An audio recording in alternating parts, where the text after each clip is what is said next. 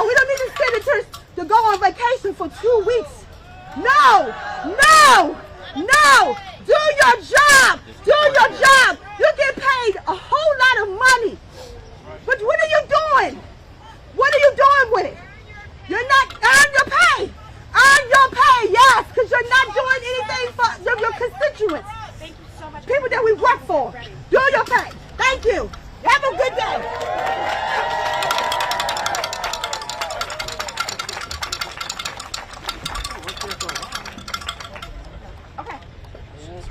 Thanks everyone. We're going to go ahead and get started in just about 2 minutes. And Thank you. Come up. Am I leaning? Or what is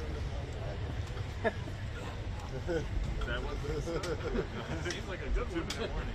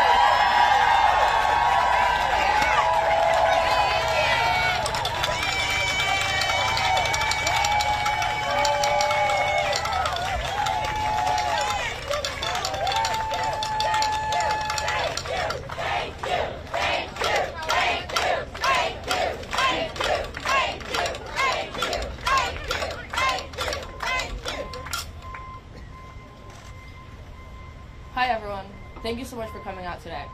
My name is Adi Osadolo Hernandez, and I'm a Student Summit Action volunteer from Texas. To come to you today under the circumstances is absolutely devastating. As a Texas resident and as an Afro-Latina, the shooting in Uvalde and the shooting in Buffalo last week are personal to me in more than one way. But unfortunately, I was not shocked by what happened on Tuesday. Gun violence has made me fear. I fear losing a loved one. I fear being the loved one lost. I fear for my family, for my friends. I fear for the Latinx community. I fear for the Black community. I fear for every community and for every student living in this country. I fear for every person living in this nation. We need to realize that this pattern keeps repeating itself. Every day, my friends and I live with the fear of being gunned down, not just in schools, but in our communities. The headlines are endless, and knowing that there's so much more that is not making the headlines is absolutely gut-wrenching. I can't even tell you when my first active shooter drill was, or the first time I felt unsafe in the world. Why is this acceptable? Why are we being forced to grow up this way? Too many leaders have decided that being gunned down in our schools, grocery stores, and communities is fine. But today, we're standing up and speaking out. Enough is enough.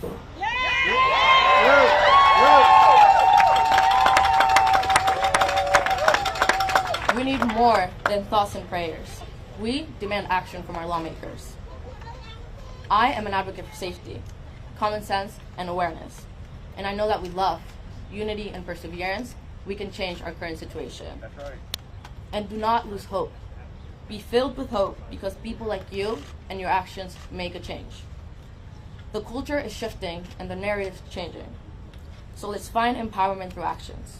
Let's learn together and let's fight together because we can and we will demand action for change. Yes. And today, I'm here to be proud to be in front of the Capitol demanding action. And across the country, my fellow Students in Action volunteers are also demanding action at home. They're getting ready to walk out of their classroom in protest of gun violence against children and teens. Students from California to Texas to Vermont are walking out today. They're walking out in the middle of class, test, and lunch, and more, because we know that there's nothing more important than standing up for our lives. This walkout isn't about politics. It is not about blue versus red. We do not care about that. It's about trying to make sure that when we walk into school, we can expect to walk out that day. And right now, we cannot say that. That's disgusting. I am grateful that we're joined by gun cis champions in the Senate who actually care about me, who care about us. I'm grateful to the other speakers, survivors, and advocates that are here today, and for the million of others who are doing this work across the country. We are in this fight together, and we will win. We cannot allow for this type of violence to be normal. Students are doing their part right now, and we are demanding that lawmakers and adults do the same. With that, I will start the program and pass it to our first speaker, founder of Moms Demand Action, Shannon Watts.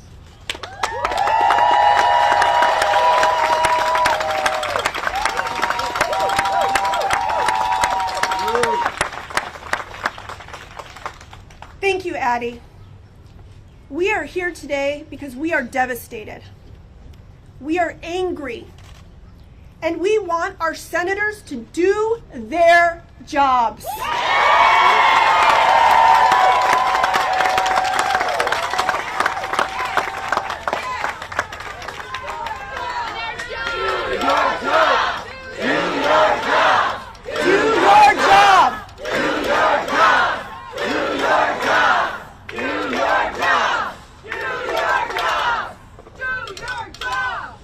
We are also here to honor victims and survivors of gun violence with action. I know we are frustrated, but now is not the time to lose energy or hope. Now is the time to use our voices and our collective power, because what other choice do we have? And that is why we're here today. Our 8 million supporters across the country are demanding to know how many more children, mothers, fathers, teachers, and neighbors have to die before the Senate acts.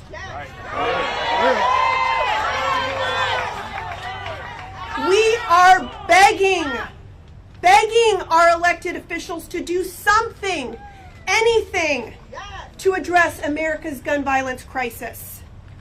They have enabled this. They are enabling gun violence with their inaction. Right. We know how to stop this. We know how to keep people safe while they're grocery shopping, while they're in school, while they're worshiping. So we ask our senators, who do you work for?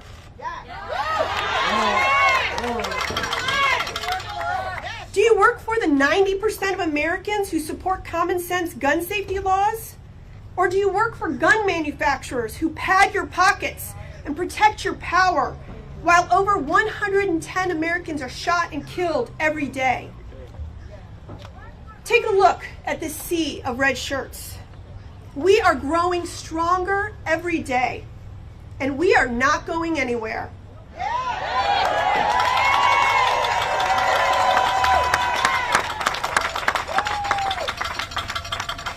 If I've learned anything from the courageous gun violence survivors who show up and do this work every single day, it's this. We will win this fight because parents fighting to keep their kids safe will always out-organize, outwork, and outvote gun lobby executives fighting for their profits. We will never give up.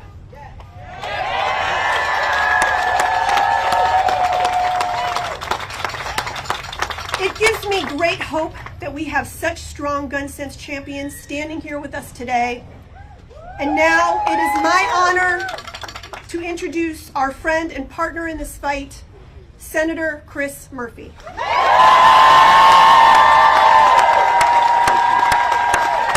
Thank you, Shannon. Thank you, Shannon. We are not going to allow this to become the new normal. We are not prepared to allow our schools to continue as killing fields. We are not prepared to allow the gun lobby and the gun industry to continue to run this town and this place. We are never, ever going to give up until we make our schools, we make our shopping malls, we make the streets of this country a safe place to live and work. We are never, ever giving up until we win this fight.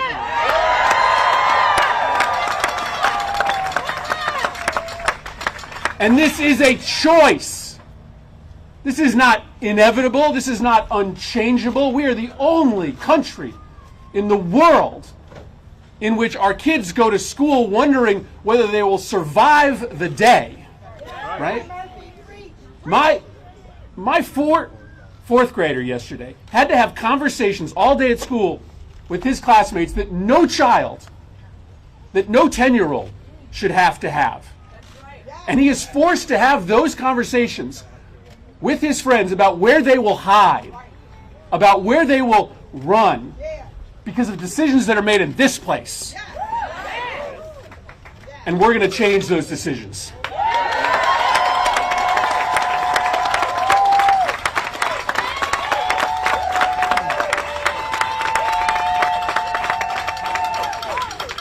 We are going to do two things. First, we are going to extend a hand of partnership to those who have been sitting on the sidelines, to those who have chosen to side with the gun lobby, and we are going to offer them a seat at the table. Right? Today we will be engaged in bipartisan conversations to try to find a path forward to make our streets safer, to make our schools safer. And our goal and our hope and our belief is that we can find that common ground, and that we will be facilitated in finding that common ground by a popular uprising of citizens who are going to make clear that if you don't do the right thing here, you aren't coming back here. But if we don't succeed, we're having votes. We're putting people on the record. Right? One way or the other, we're going to have a debate here. We are going to force people to tell America which side they are on. Right? So we are going to work our tails off to try to get that compromise. But we are not going away. We are not being silent. And let me just say this before I turn this over to my brilliant colleagues. I know this is a moment where a lot of people feel a sense of hopelessness. I know folks feel this moment of deja vu where we've been here over and over and over again. I'm looking at so many of my friends here from Sandy Hook, and I don't know how they sort of get up every single day and go back to work in this movement. But what I also know is that the great social change movements in this country, the ones that you read about in the history books, right, they don't succeed in a year or 2 years. They often take time. Sometimes they take a decade or more. Sometimes they get met with these huge obstacles, these setbacks, but they are so confident in the righteousness of their cause. They are so confident that the status quo will finally break that they never, ever give up, and we are never, ever giving up. Thank you, moms.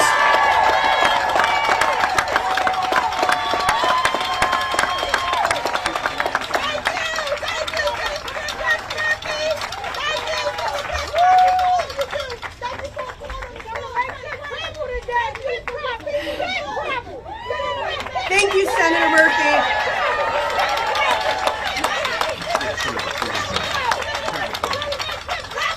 And now I would like to introduce Senator Murphy's colleague from Connecticut, Senator Blumenthal. Thank you. Thank you. To the American people, this is what a political movement looks like. This is what a civil rights movement looks like. And what we see here is America rising up and saying enough is enough. When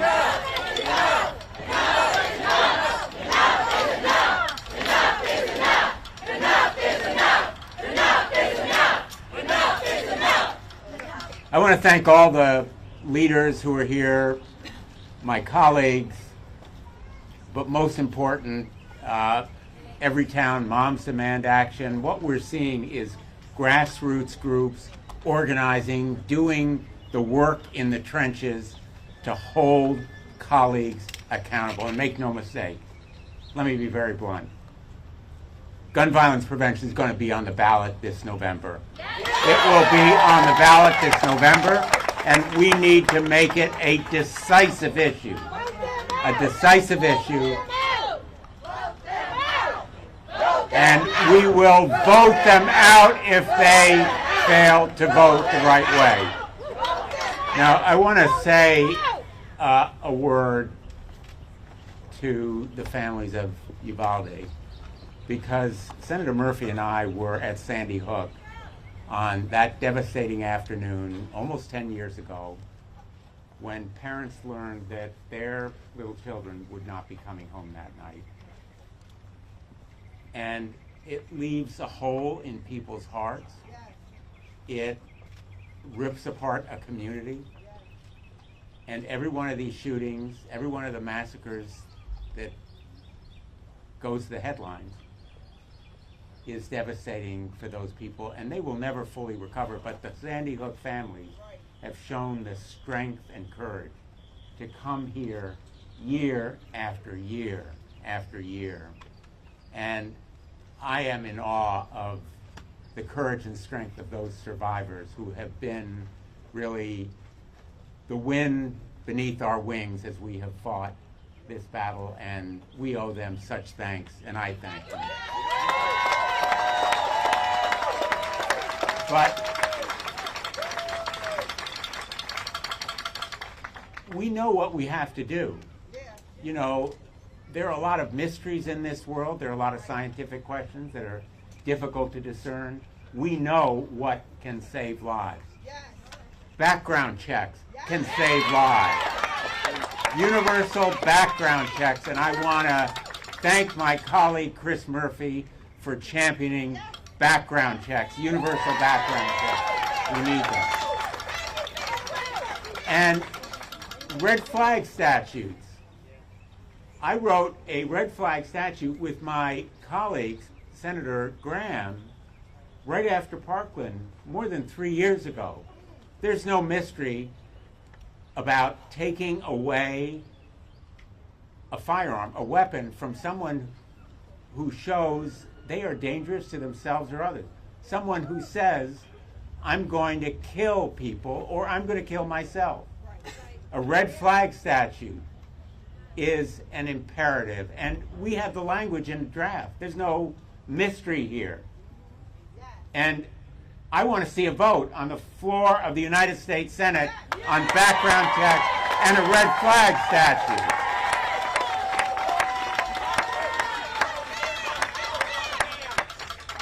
The women of this country who are survivors of domestic violence are 5 times more likely to be killed when there's a gun in the house.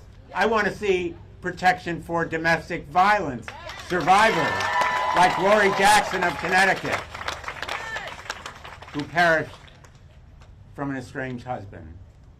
And innocent children every day in their own homes play with guns, who are left unsecured. They're left out in the open. Every day, kids are shot by quote unquote accident. That's no accident. That's no accident. We need a safe storage law to protect them. Ethan's law that will protect them.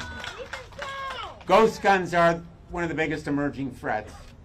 Law enforcement says that they're used to intimidate police at the local and state level. Ghost guns are untraceable. They're mostly crime guns.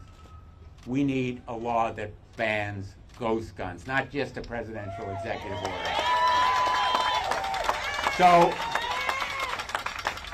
I want to see the first two votes on background checks and a red flag statute, and I want to see where my colleagues stand, and every one of them will be held accountable if they fail to vote the right way.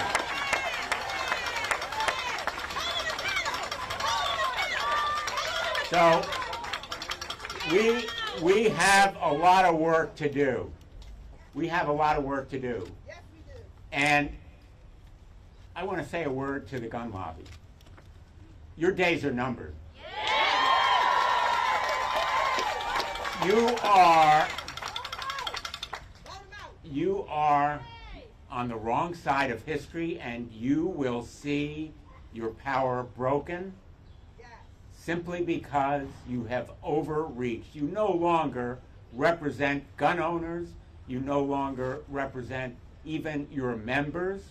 You no longer represent the public interest. You are a danger to society and to America if you continue to oppose these common sense measures, and breaking the grip of a bankrupt lobby that seeks to intimidate and threaten my colleagues is part of what we need to do. And we will win. Not only, we won't back down. We won't back down. We're not going away. But we will win this fight because we have you on our side. Thank you for being here. Thank you to every town and to San Joaquin.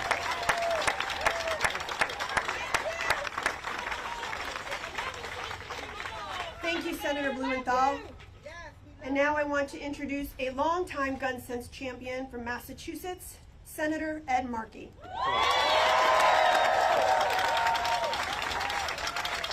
Thank you so much. Thank you to every town. Thank you to Moms Demand Action. Thank you to every activist, an army of activists that has risen up across our country to fight the NRA, to fight the Republican Party. The Republican Party is within a vise-like grip of the NRA. They do whatever the NRA tells them that they should do. What the American people want is for NRA to stand for not relevant anymore in American politics.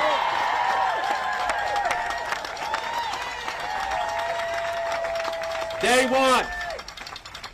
want the Republicans who work in this building to finally have the courage to stand up to the NRA, to finally stand up for the families in our country. They demand stand up.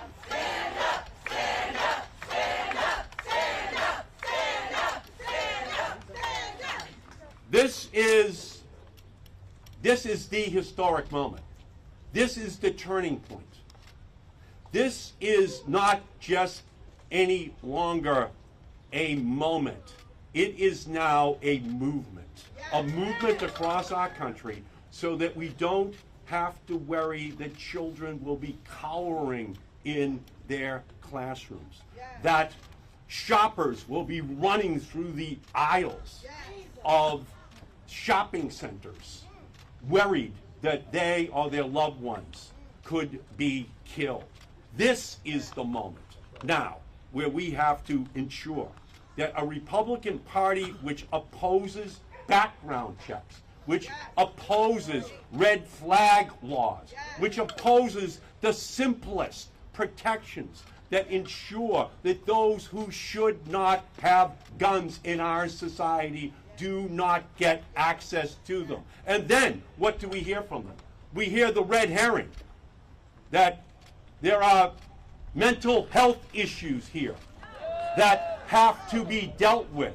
That's the underlying cause. Well, every industrialized country has citizens with mental health issues, but they do not have an epidemic of gun violence in their country. The difference between the United States and the other countries in the world is that those who want to do harm to their neighbors have access to weapons of mass destruction that only belong on the battlefields of the world and not on the streets of the United States.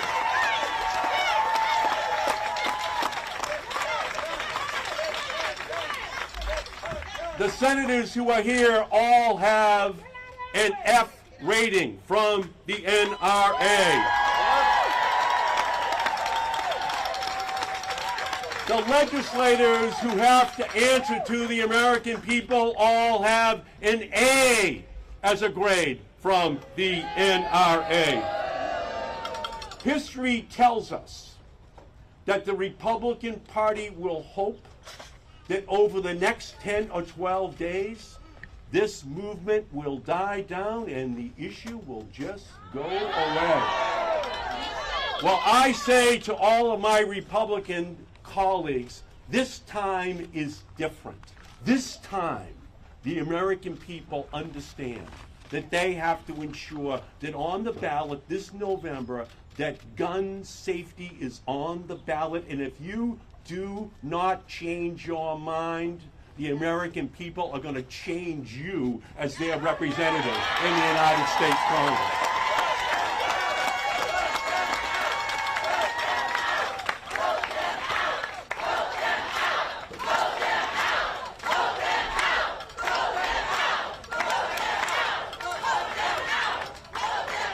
And finally, let me just say, we have to take very seriously the threat which an illegitimate, far-right Supreme Court poses to gun safety in our country. We have to expand the Supreme Court to get back the 2 stolen seats that the Republicans and Donald Trump took from the American people so that we can ensure that when we put gun safety laws on the books, they are not overridden by the Supreme Court of the United States. This is the time, this is the place, these are the people who are about to change our country once and for all in our relationship with the gun lobby in our country. Thank you all for everything that you are about to do. Thank you, Senator Markey. And now I'd like to introduce another gun sense champion, my senator from the state of California, Senator Alex Padilla.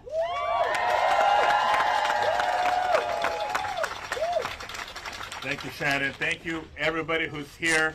Thank you for your passion. Thank you for your advocacy. Thank you for your activism. We will win.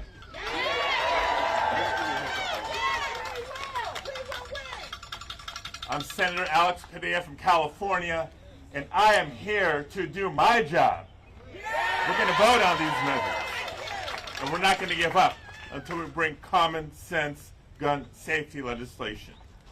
Look, I know our hearts go out to the people of Laguna Woods in Southern California, the people in Buffalo, New York, more recently, and of course, to the parents, the classmates, the co-workers of the 19 students and 2 teachers who perished in Uvalde, Texas this week.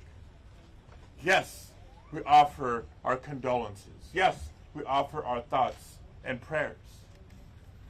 But thoughts and prayers alone is not enough to prevent future tragedies from happening. I'm here, and I want to be clear about this. I want to be clear about this because it's right about time for my kids to start school in California with the time change.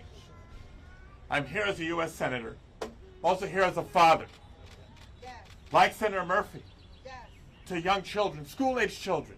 My 2 youngest are the same age. They could have been in that classroom in Uvalde, Texas. So yes, this is personal. The question here this morning is to our Senate Republican colleagues. How is this acceptable? How are you not outraged? We're outraged. And no, putting more armed adults in schools is not the answer. If more guns was the answer, the United States of America would be the safest nation in the world. But it's not. It's the only country where students go to school fearing for their safety. It's the only country where people wonder about their safety going to a house of worship. It's the only country in the world where people wonder whether it's safe to go to the grocery store or the shopping mall. More guns is not the answer. We know the answers. You've heard it. Assault weapons ban, advanced background checks, get rid of large capacity magazines, red flag laws, and more. We need to bring this legislation to a vote and hold every member of the Senate accountable, because I refuse to sit idly by and watch our children die to gun violence in schools and in our communities. Amen. And briefly, you're about to find out what it means to be a senator from California, because I get to deliver some remarks in Espanol as well.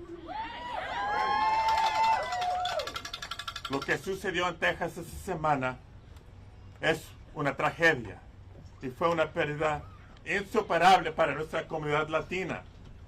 No solo como senador, pero hablo como padre de 3 hijos, 3 niños, 2 de la edad de los que murieron, los que perdieron su vida esta semana en Texas. No me puedo imaginar el dolor de los padres que nunca verán a sus hijos o sus hijas en sus ojos otra vez.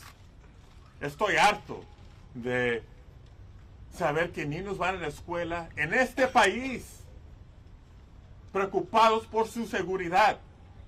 Estoy harto de comunidades que no se sienten seguros de ir de compras, ir a las tiendas o ir a la iglesia con temor de violencia.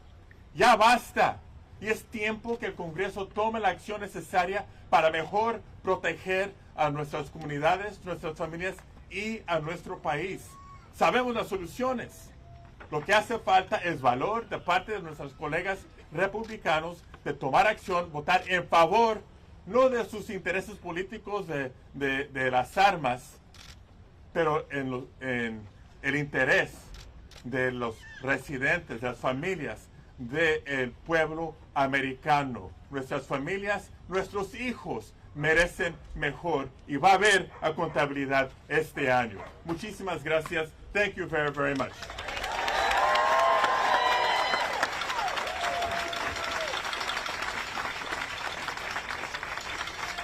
Thank you, Senator Padilla.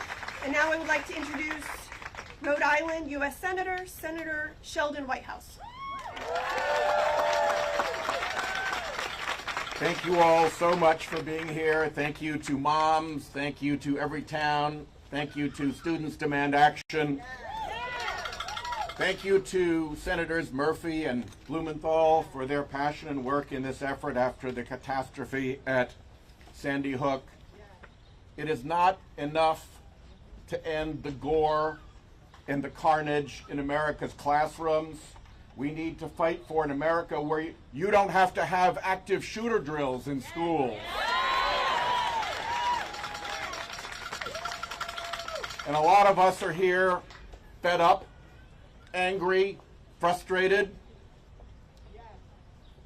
And one of the things that frustrates us is that the waves of our passion, the waves of our grief, the waves of our anger as these shootings take place, over and over again, those waves break against the rock of the National Rifle Association's political dominion over the Republican Party.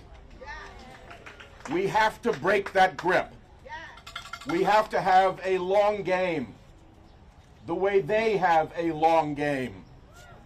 When passions are subsided, The NRA is still out there relentlessly building the political wall for our passions to break against. And we have to take them on and do that back. And I will tell you, one of the tools that they use is dark political money.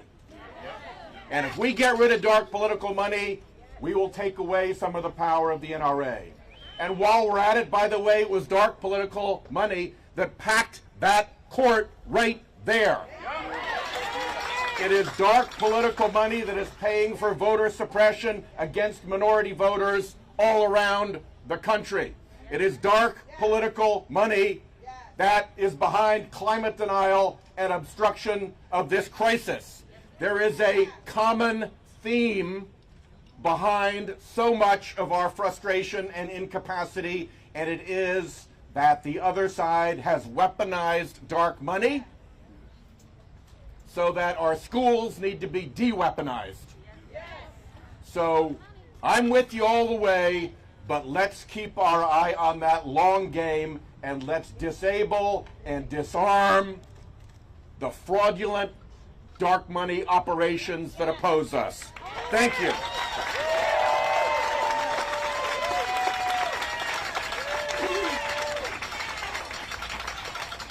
Thank you, Senator. And now I am honored to introduce the U.S. Senator from Minnesota, Senator Amy Klobuchar. Thank you. Thank you so much to Moms Demand Action. You're everywhere. To Students Demand Action. Thank you for standing with us for gun safety and to protect the people of this country. Because that's what this is about in the end. We are once again here in the wake of a tragedy. We're here because of 21 empty beds tonight in Texas. We're here because of 10 empty chairs at the dinner table in Buffalo. We're here because we have lost more than 2,900 people in this country in mass shootings just since Sandy Hook. And we say today, enough is enough. And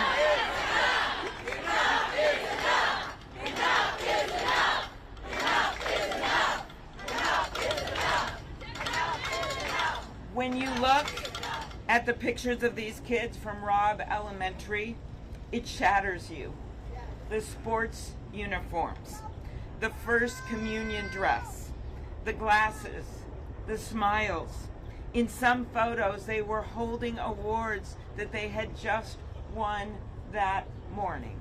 That's how immediate, that's how real this is. And the reason this is called Everytown is that it happens in every town. It happens in Florida, it happens in Connecticut, it happens in Texas, it happens in Minnesota. And we have asked our colleagues over and over again to reach deep into their hearts and to do what is right. And I am so appreciative that our colleague, Senator Murphy, and others are going to continue to work over the next 10 days to get an agreement with Republicans. That's a good thing. That's a good thing, that they're willing to work. Because you're never going to get anything done if you don't try, okay? And you always hope that every single time there's going to be a change of their heart. But if there isn't a change of their heart, then we will vote, and we will vote. We will vote when we come back, and we will march all the way to the ballot box and vote. Because in the end, you know the numbers. And believe me, the Republican Party is looking at the numbers just like we are. The numbers of people that want to see background checks. 80, 90% of the public is with us. Then what is wrong over there in that building? That's what I said when I went over to the White House after Parkland. I was in the small group of senators, Democrats and Republicans, that met with the former president, President Trump, after Parkland. And on a piece of paper, and I still have it at home, with hash marks, I wrote down how many times he said that he was for universal background checks. He said it then. He said it once, he said it twice, he said it 3 times, and in the end, 9 hash marks. He said it 9 times. And then do you know what happened the next day? He went and he met with the NRA and he changed his mind. Well, this year, this election year, we are not going to tolerate people just saying they changed their mind. Not when we have those 21 empty beds in the state of Texas. I come from a proud hunting state. We have a lot of hunters in our state. And I can tell you right now, my Uncle Dick in his deer stand, he does not need an AK-47. And any rational person that looks at this and say, how come an 18-year-old could go out there and buy that type of gun? How come they could buy an assault weapon? That is why we have long stood for sensible background checks, for red flag laws, for yes, closing the boyfriend loophole, which is my bill, that got 30 Republican votes in the House and then got cut out of the United States Senate because the Republicans in the Senate wouldn't let it be part of the domestic violence bill. Enough of this. They literally were standing up for domestic violence offenders and saying that they could have guns. It never ends. And so no, 18-year-olds should not be getting assault weapons, and we will take that to the public. This next week will be a referendum on that, on sensible gun laws, on getting this done, and we will see if they come back from hearing from the people in their districts and in their states, and they come back and join us in some common sense gun safety legislation. This is their moment. That's a pressure point. And as those funerals go on and you see more of those pictures of those kids in their communion dresses and in their baseball uniforms, every single time I want you all to think that 18-year-old didn't have to go out and get an assault weapon. This is completely preventable. So let's get to work. And when we get back, if they don't join us, we march right to the ballot box. Thank you.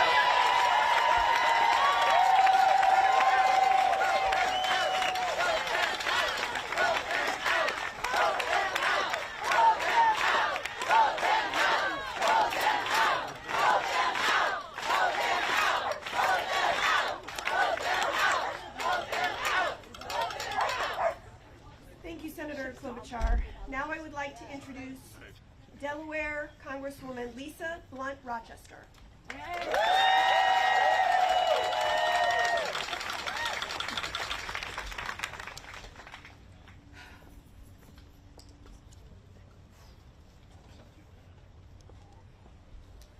I wasn't even scheduled to be here.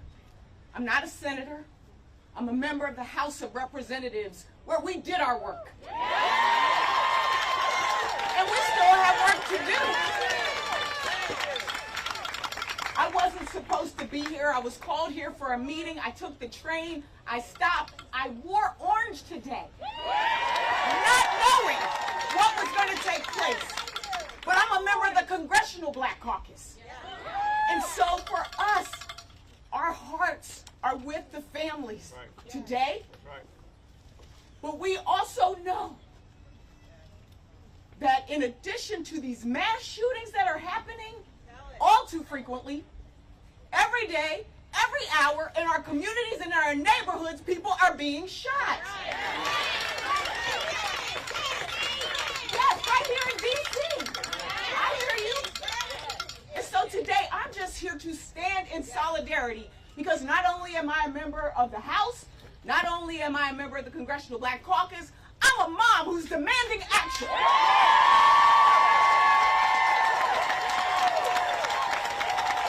And so everything has already been said. My message is just this. It's all been said about voting and about the courts, and I want people to know we do this because we love our children. We love our seniors. We love our community members. We love our country. And that love is more powerful than hate. So keep going. Get in some good trouble. Keep going.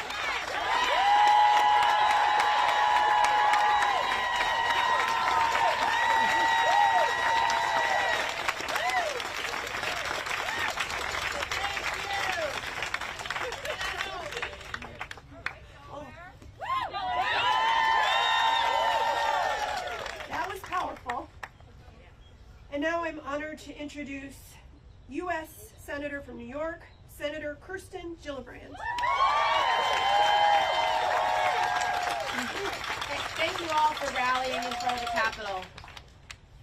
It really matters. This has been a moment of fear and anger and tears and fury. It is crippling to be this angry and this infuriated by the lack of action by people who hold all the power. It is a disgrace in this country that Congress cannot overcome the greed and corruption of the gun lobby. It is an outrage that they cannot stand up to the NRA and those who want to give weapons to anyone at any time for any reason. It is an outrage that in the last 2 weeks, 2 18-year-old men can walk into a store and buy military-style weapons when they cannot walk into a store and buy cigarettes. It is an outrage that an 18-year-old man can buy a military-style weapon that our military trains our service members for years on how properly to use them. To drive a car, you have to train, you have to get a license. We have so many requirements on 18-year-olds, but not on the ability to buy a military-style weapon that is designed solely to kill large numbers of people quickly in a moment of war. They should not be allowed to buy these weapons, period. Because the truth is, an 18-year-old cannot go buy a tank. An 18-year-old cannot go buy a shoulder-powered missile. An 18-year-old cannot even rent a car, but he is yet allowed to buy a military-style weapon that is designed to kill large numbers of people very quickly. No one should be allowed to buy military-style weapons in the civilian world, period.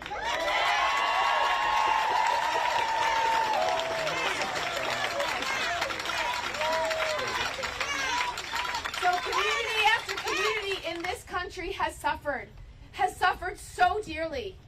I was in Buffalo with President Biden, where he came to console these families, to talk to these families, to empathize with their loss. And I met the 3-year-old whose father went to the grocery store just to buy him a birthday cake, who lost his life doing that simple fatherly thing. So it's just a moment of rage and fury and tears and anger.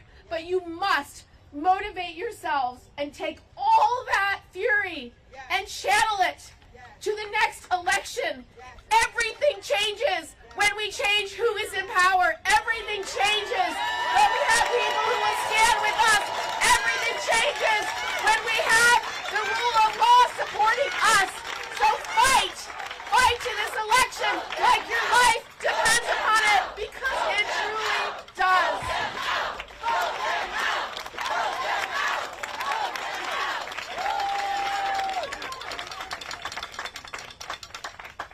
Now I'm going to turn it back to my colleague with Students Demand Action, Adi.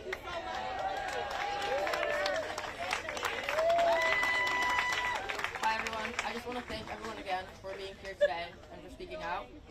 And now I'm proud to introduce our amazing Community Justice Action Fund partner, Greg Jackson.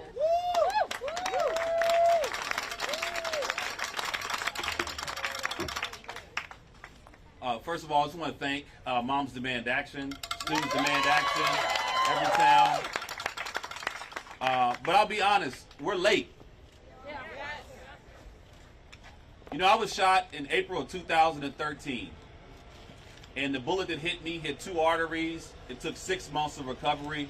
But I'll never forget, after my first surgery, I looked down at my mutilated leg, and I looked up at the television, and I heard the Senate making excuses about why they couldn't pass the background checks bill. Since then, 1 million people have been shot or killed by gun violence. Since then, our economy has lost $2.8 billion to gun violence. We're late. And those 1 million people are not numbers. One was my neighbor, Devon McNeil, that got shot playing at the age of 10. Micaiah Wilson, who was shot getting ice cream. Karan Brown, who was shot selling water bottles by a grown man, who held his own peace rally to stop the gun violence 2 weeks before he was shot and killed. Kat Massey, who wrote an article in Buffalo about ending gun violence just to be shot and killed by a white supremacist. Roberta Drury,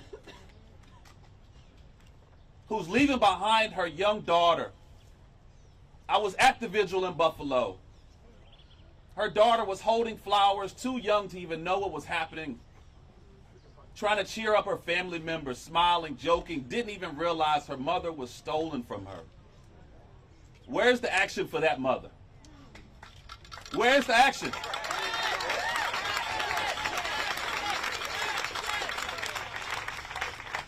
We are late. Senate is late. Congress is late.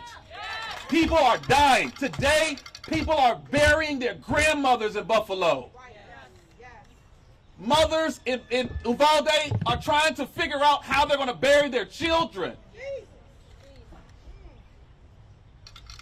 Children. And we're trying to figure out when is the right time. We're late. The time is now.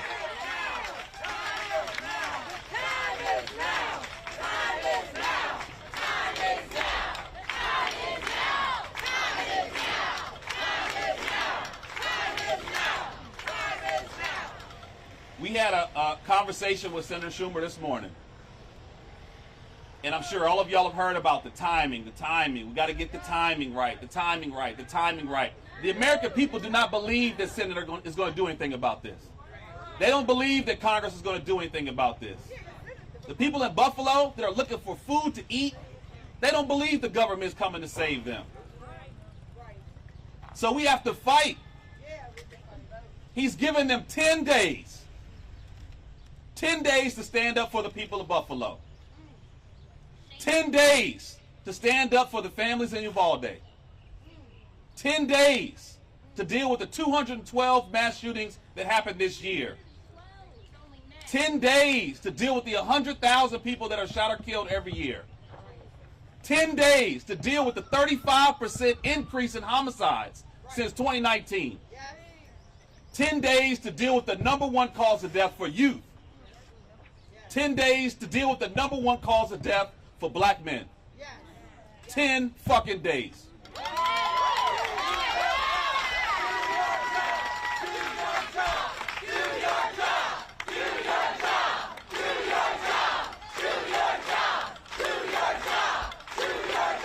So I don't know about you all. But I work hard every day.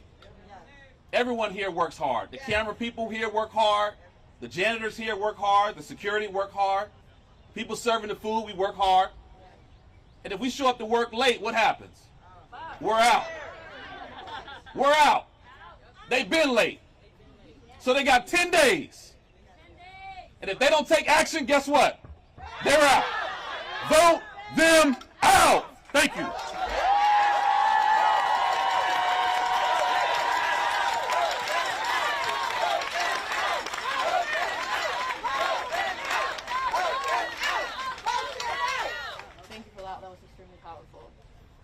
I'm going to introduce a Stillman Douglas survivor, Sarah Coffey.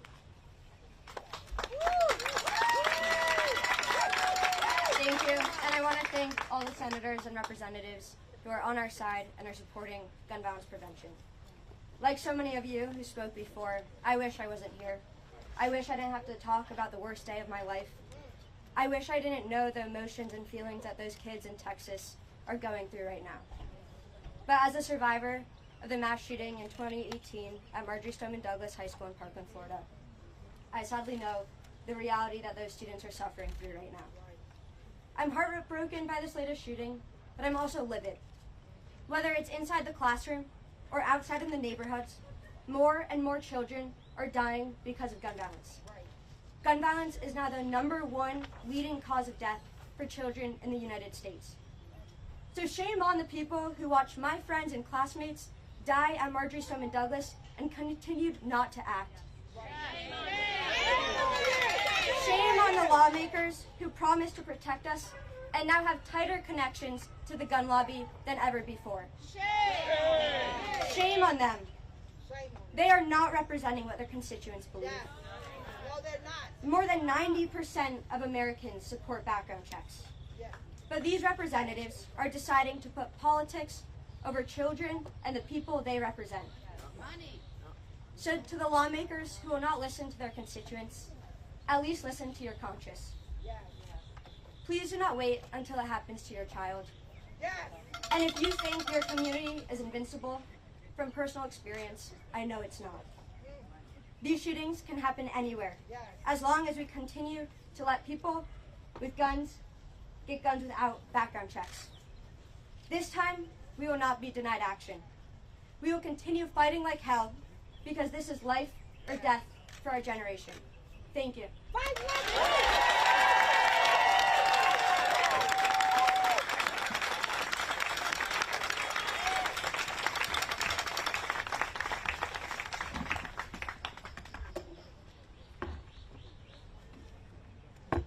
Thank you, sorry for that.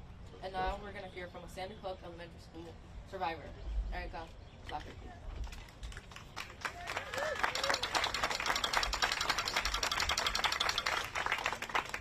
To be honest, I didn't think I was going to come today. Everything about the shooting at Robb Elementary reminds me of the day my mom, Dawn Lafferty Hochsprung, the principal of Sandy Hook, was murdered protecting her students and faculty. When I heard about the shooting in Texas on Tuesday, I told myself that I was going to step back. Erica, you need to take time. You got to process this. I wanted to step away and just not deal with it publicly. So I did that for about 5 minutes. Until I literally heard my mom's voice in my head saying that I cannot sit this one out. I knew then that that is when I needed to make my voice heard.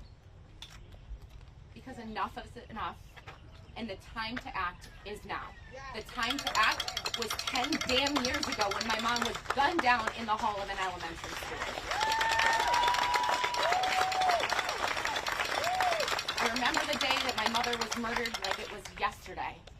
When I found out that there was a shooting at her school, I knew that there was no way she wouldn't protect her students and faculty, no matter what the cost. I knew those kids and her colleagues meant absolutely everything to her, and I felt it deep down as soon as the news broke. She wasn't making it out alive.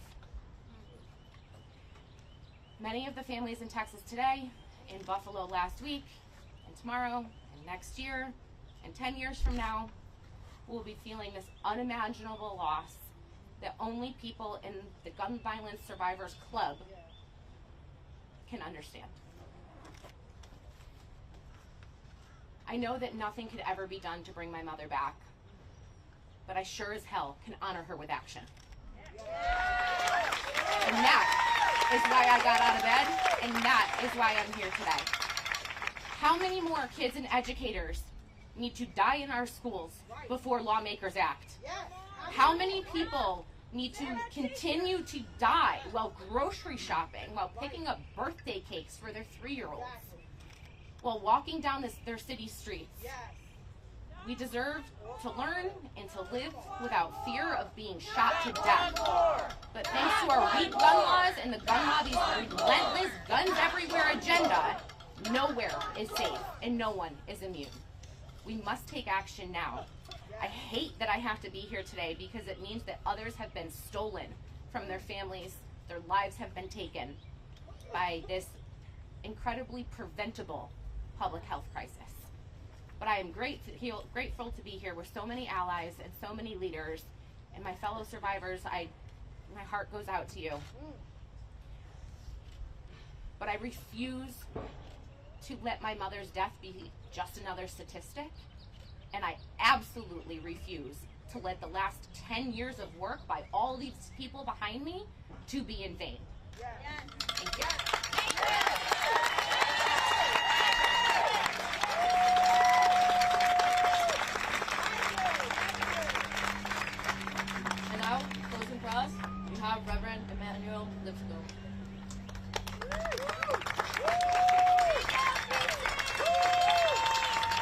You know, too often we sit around and we act like this isn't a problem.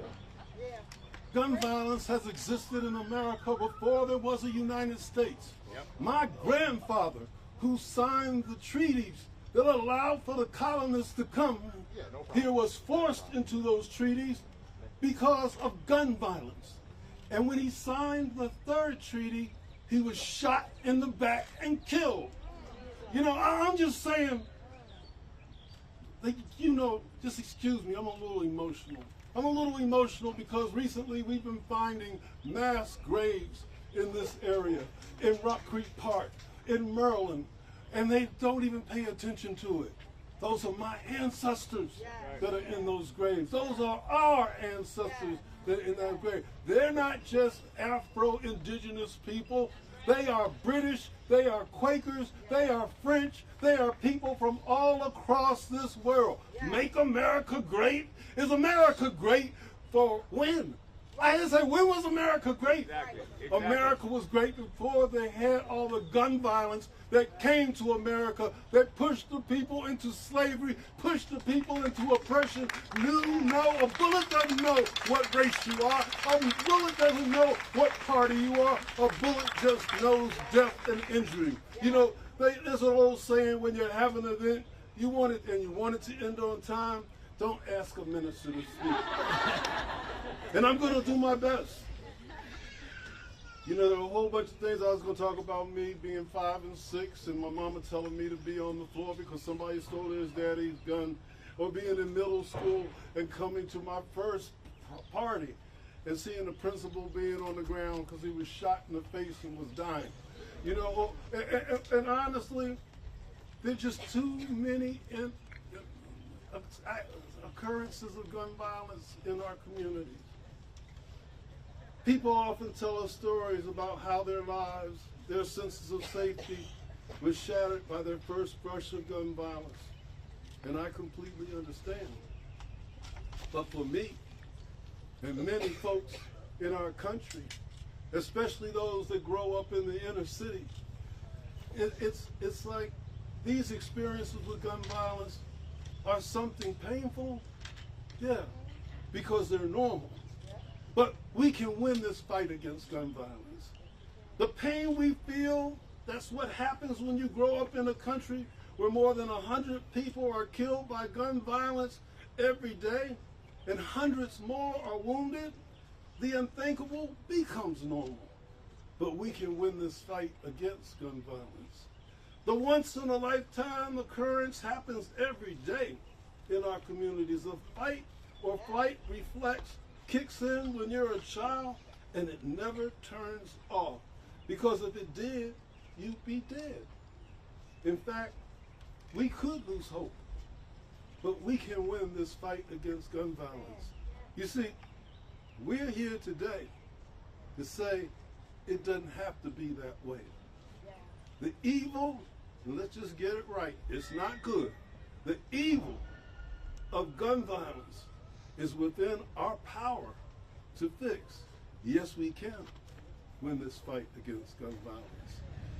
The same thoughts and prayers we hear over and over and over again, they don't save lives. They don't change laws. It all leads to the same thing, even more lives lost in the hands of preventable gun violence. If you're a politician, stop working to get elected and start working to do the job we pay you to do.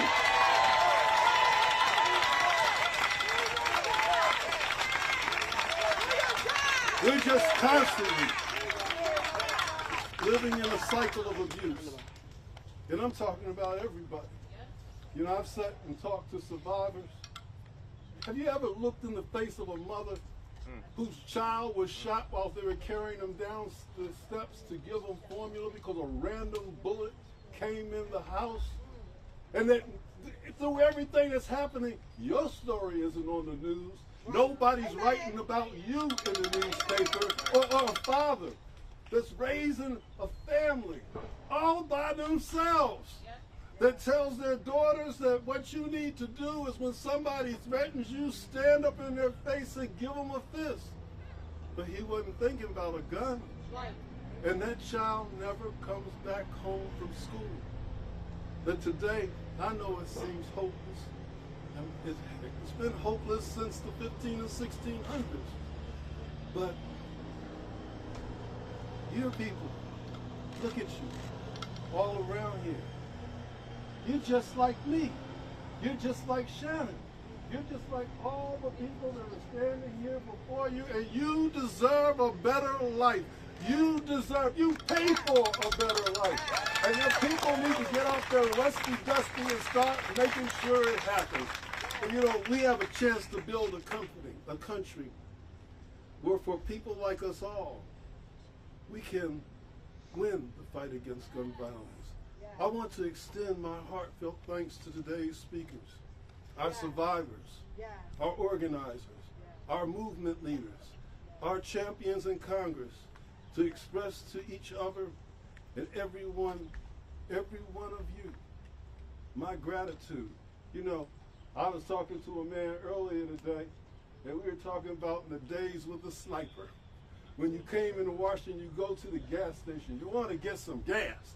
You know, it's not like I'm trying to do something and win $1 million. I just want to put some gas in my car. And you can't even pump the gas in your car because a sniper is hiding in somebody in his trunk with a gun through the light in the back of the car. And you don't know if you're ever going to even get it to be able to finish filling the car. So what I'm saying is, it can seem bad. I used to sing the song, I don't feel no ways tired.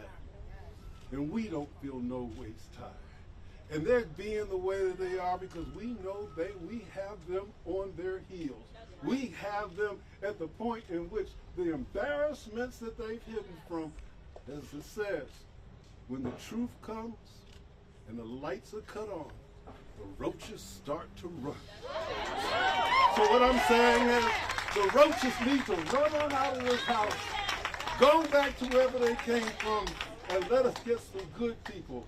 We might have difference of opinions, but we all come together when it comes to saving lives and having safe communities. So I just want you all to just say this with me. We can win this fight against gun violence. Say it again. We can win this fight against gun violence. Say it louder. We can win this fight against gun violence. Thank all of you for being here.